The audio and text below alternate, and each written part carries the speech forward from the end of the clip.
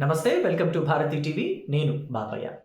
ఆంధ్రప్రదేశ్లోని కూటమి సర్కారు శాసనసభ భవనం కొత్తది నిర్మిస్తున్నారు కదా. ఆంధ్రప్రదేశ్లో ఇప్పుడున్నది కాకుండా కొత్తది నిర్మాణం జరుపుకుంటుంది కదా. దీనికి అద్దాలు అమర్చడానికే ఏకంగా 2,500 కోట్లు కేటాయించింది అని చెప్పేసి వైసీపీ ఆరోపిస్తుంది. అయితే వైసీపీ ఆరోపించే మాటల్లో నిజముందా అబద్ధముందా అని నన్ను అడిగితే ఆవగింజలో 6వ వంతు మాత్రమే నిజముంది అని చెప్పేసి అంటారు. అదేంటి, ఈ శ్లేష ఏమిటో మాకు అర్థం కావట్లేదు, వివరంగా చెప్పు అని కదా మీరు అడిగేది.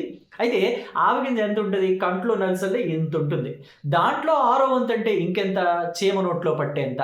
సో దాంట్లో అబద్ధం ఉందా నిజముందా అని చెప్పేసి మీరే ఆలోచించుకోవచ్చు. సో అయితే ఇక్కడ విషయం ఏంటంటే 2,500 కోట్ల రూపాయలు కేటాయించారు అనే మాట వాస్తవమే. కానీ పూర్తిగా ఆ 2,500 కోట్ల రూపాయలు పూర్తిగా ఆంధ్రప్రదేశ్ అసెంబ్లీ భవనానికి అమర్చబోయే అద్దాల కోసం మాత్రమే కాదు, ఇంకా ఏ బిల్డింగ్స్కి అంటే ఇంటిగ్రేటెడ్ సెక్రటేరియట్కి, జనరల్ అడ్మినిస్ట్రేషన్ డిపార్ట్మెంట్ బిల్డింగ్ కట్టబోతున్నారు కదా దానికి, అలాగే హెచ్ఓడి బిల్డింగ్స్, వీటన్నిటికీ కూడా అంటే హెచ్ఓడి టవర్స్ అంటారు మామూలుగా, అయితే హెచ్ఓడి బిల్డింగ్స్ అని కూడా అనొచ్చు. సో వీటన్నిటికీ కలిపి అద్దాలు అమర్చడానికి 2,500 కోట్ల రూపాయలు ఆంధ్రప్రదేశ్ సర్కారు విడుదల చేసింది. కానీ వైఎస్ఆర్ కాంగ్రెస్ పార్టీ ఏం చేసింది, అశ్వత్థామ హతః కుంజరహ అని చెప్పేసి చిన్నగా అంటాడు కదా ధర్మరాజు, అంటే అబద్ధాన్ని పూర్తిగా ఆడేసి నిజాన్ని కొంచెమే చెప్తోంది. 2,500 కోట్ల రూపాయలు అసెంబ్లీ భవనానికి అమర్చబోయే అద్దాల కోసం వాడుతున్నారు అని చెప్పింది. కానీ మిగతా బిల్డింగ్స్కి కూడా కలిపి ఆ 2,500 కోట్ల రూపాయలు అని చెప్పేసి చెప్పడం లేదు. ఇకపోతే ఆంధ్రప్రదేశ్ అసెంబ్లీని ఎంతో ప్రతిష్టాత్మకంగా నిర్మించబోతున్నారు. దీన్ని ఐకానిక్ టవర్స్ అంటారు, అన్నిటినీ కలిపి. ఐకానిక్ టవర్స్ అని ఎందుకు అంటారు అంటే అవి చారిత్రాత్మకంగా నిలిచిపోయే భవనాలు కాబట్టి. చారిత్రాత్మకంగా ఎందుకు ఉండాలి, మామూలుగా సాదాసీదా బిల్డింగ్స్ని కట్టేయొచ్చు కదా అని చెప్పేసి మీకు అనుమానం రావచ్చు. సాదాసీదా బిల్డింగ్స్ కడితే అది ఆంధ్రప్రదేశ్ రాజధాని రాజమకుటంలాగా, మకుటాయమానంలాగా ఎలా ఉంటుంది? మరి నిజానికి సాదాసీదా బిల్డింగ్స్ కట్టచ్చు. ఎందుకు ఇలాంటి అధిక ఖర్చు పెట్టి అప్పులు తెచ్చి మరి చంద్రబాబు నాయుడు ఆంధ్రప్రదేశ్ అమరావతిని నిర్మాణాన్ని చేపడుతున్నాడు అని చెప్పేసి వైఎస్ఆర్ కాంగ్రెస్ పార్టీ వాళ్ళందరూ అంటారు. కానీ మరి జగన్మోహన్ రెడ్డి కూడా తన ఇంటి నిర్మాణాన్ని సాదాసీదాగా నిర్మించుకోవచ్చుగా. తాడేపల్లిలో ఒక రాజప్రసాదాన్ని, అలాగే బెంగళూరులో యలహంకలోని ఒక రాజప్రసాదాన్ని, హైదరాబాద్లో లోటస్ పాండ్ ఇంకొక రాజప్రసాదాన్ని ఎందుకు నిర్మించుకున్నారు? వాళ్ళకి కడపలో కూడా ఒక పెద్ద బిల్డింగే ఉంది కదా సొంత నియోజకవర్గంలో. మరి ఇవన్నీ ఎందుకు చిన్న చిన్న బిల్డింగ్స్ నిర్మించుకొని డబుల్ బెడ్రూమ్ ఫ్లాటో ట్రిపుల్ బెడ్రూమ్ ఫ్లాటో నిర్మించుకొని ఉండొచ్చు కదా. వాళ్ళ కూతుళ్ళు అమెరికా నుంచో లేకపోతే లండన్ నుంచో వచ్చినప్పుడు వాళ్ళు ఉండడానికి ఒక రూము, ఈయనకు ఒక రూము, ఆయన భార్యకు ఒక రూము, ఆఫీస్ వేరేగా పెట్టుకోవచ్చు కదా. ఎందుకని అంత కాస్ట్లీ బిల్డింగ్స్ నిర్మించుకున్నారు అంటే ఆయనకైతే కాస్ట్లీ బిల్డింగ్స్ కావాలి, కానీ రాష్ట్ర ప్రజలకి సంబంధించిన ఆంధ్రప్రదేశ్ రాజధాని మాత్రం సాదాసీదా బిల్డింగ్స్లో ఉండాలా? సో ఇక్కడ ఇంకొక మాట కూడా గుర్తు చేసుకోవాలి. జగన్మోహన్ రెడ్డి ముఖ్యమంత్రిగా ఉన్నప్పుడు ఆయన అమరావతి మన రాజధాని కాదు, ఇక రాజధాని మొత్తం విశాఖపట్నమే ఉంటుంది, కేవలం ఒక 10 కోట్లో 30 కోట్లు ఖర్చు పెట్టేస్తే అక్కడ విశాఖపట్నంలో మంచి మంచి భవనాలు నిర్మించుకోవచ్చు, అక్కడే రాజధాని ఏర్పాటు చేసుకోవచ్చు అని చెప్పేసి ఆయన అన్నారు. తన కాపురాన్ని కూడా విశాఖపట్నానికి షిఫ్ట్ చేస్తున్నానని చెప్పారు. అక్కడ పెద్ద పెద్ద బిల్డింగ్సే కట్టారు 450 కోట్లు పెట్టి. మరి ఎందుకని ఆయన కూడా చాలా సాదాసీదా బిల్డింగ్స్ కట్టుకోవచ్చు కదా, 450 కోట్లు ఎందుకు ఖర్చు చేశారని చెప్పేసి సామాన్య ప్రజలంతా కూడా అడుగుతున్నారు. మరి దానికి వైసీపీ దగ్గర సమాధానం ఉందో లేదో తెలియదు. కానీ ఇక్కడ మనం గమనించినట్లయితే ఇప్పుడు ఆంధ్రప్రదేశ్ అసెంబ్లీ మాత్రం నిజంగా ఒక ఐకానిక్ బిల్డింగ్ అనే చెప్పుకోవాలి. సో దీన్ని 11.50 లక్షల చదరపు అడుగులలో నిర్మిస్తున్నారు. దీనికి సివిల్ నిర్మాణం కోసం అంటే కేవలం సివిల్ నిర్మాణం కోసమే 798 కోట్లు కేటాయించారు కూడా. సో ఇంత అద్భుతమైన ఒక భవనాన్ని నిర్మించుకోవడం అనేది నిజంగా ఆంధ్రులకి గర్వకారణం. వాళ్ళ అసెంబ్లీ అనేది ఎలా ఉంటుంది అనంటే మనం అనేక సార్లు వైఎస్ఆర్ కాంగ్రెస్ పార్టీ వాళ్ళు ఎగతాళి చేస్తూ ఇది అమరావతి కాదు భ్రమరావతి, అక్కడ ఉన్నవన్నీ కూడా గ్రాఫిక్సే అని చెప్పేసి అనేవాళ్ళు కదా గతంలో.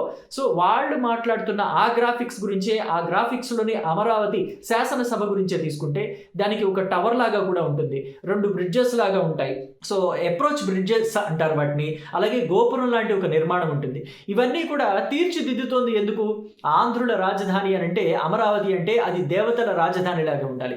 చూడ్డానికి సాదాసీదాగా 4 బిల్డింగ్స్ కట్టేసి వదిలేయకూడదు, అద్భుతంగా ఉండాలి. సో అందుకనే హైకోర్టుని కూడా, ఇది తాత్కాలిక హైకోర్టే, ఇంకా బ్రహ్మాండమైన హైకోర్టు రాబోతుంది, సెక్రటేరియట్ కూడా బ్రహ్మాండమైనది రాబోతుంది, హెచ్ఓడి బిల్డింగ్స్ కూడా అద్భుతంగా ఉండబోతున్నాయి అని చెప్పేసి మనం చెప్పుకున్నాం. సో ఇవన్నీ కూడా ఎంత విస్తీర్ణంలో నిర్మిస్తున్నారు అని అంటే 63 లక్షల చదరపు అడుగుల విస్తీర్ణంలో నిర్మిస్తున్నారు.